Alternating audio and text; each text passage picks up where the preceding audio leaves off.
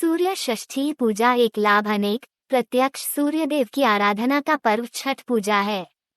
छठ पर्व सूर्योपासना का अमोघ तथा आश्चर्यचकित कर देने वाला एक ऐसा अनुष्ठान है जिससे समस्त रोग, शोक, संकट और शत्रु नष्ट होते हैं तथा संतान की प्राप्ति होकर कल्याण होता है।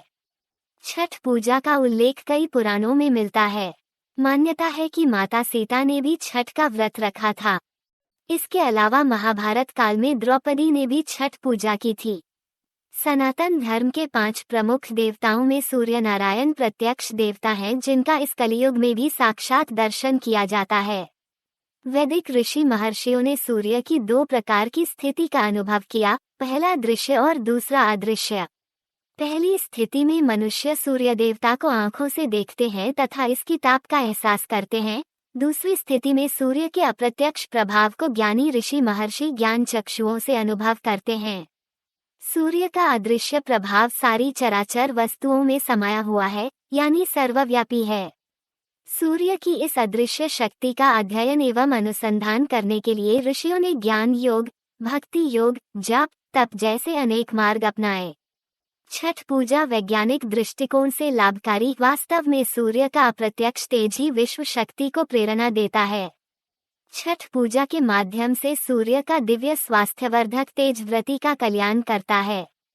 सूर्य भगवान की उपासना करने से दीर्घायु मिलती है, परिवारीजनों में समृद्धि मिलती है एवं कुष्ठ रोग जैसी बीमारियां भी ठीक हो जाती हैं। छठ महापर्व दीपावली के ठीक 6 दिन बाद मनाए जाने वाले छठ महापर्व का विशेष महत्व धर्मशास्त्रों में वर्णित है। कार्तिक मास की शुक्ल पक्ष की षष्ठी को सूर्य षष्ठी का व्रत करने का विधान है। अथर्ववेद में भी इस पर्व का उल्लेख है। यह ऐसा पूजा विधान है जिसे वैज्ञानिक दृष्टि से भी लाभकारी माना गया है। ऐसी मान्यता है कि सच्चे मन से की गई इस पूजा से मानव की मनोकामनाएं पूर्ण हो जाती हैं। इसे करने वाली स्त्रियां धन धान्य, पति पुत्र तथा सुख समृद्धि से परिपूर्ण रहती हैं।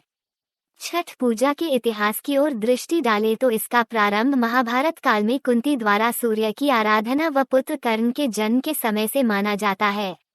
मान्यता है कि छठ देवी सूर्य देव की बहन है और उन्हीं को प्रसन्न करने के लिए जीवन के महत्वपूर्ण अवयवों में सूर्य व जल की महत्ता को मानते हुए इन्हें साक्षी मानकर भगवान सूर्य की आराधना तथा उनका धन्यवाद करते हुए मां गंगा, यमुना या किसी भी पवित्र नदी या पोखर तालाब के किनारे ये पूजा की जाती है।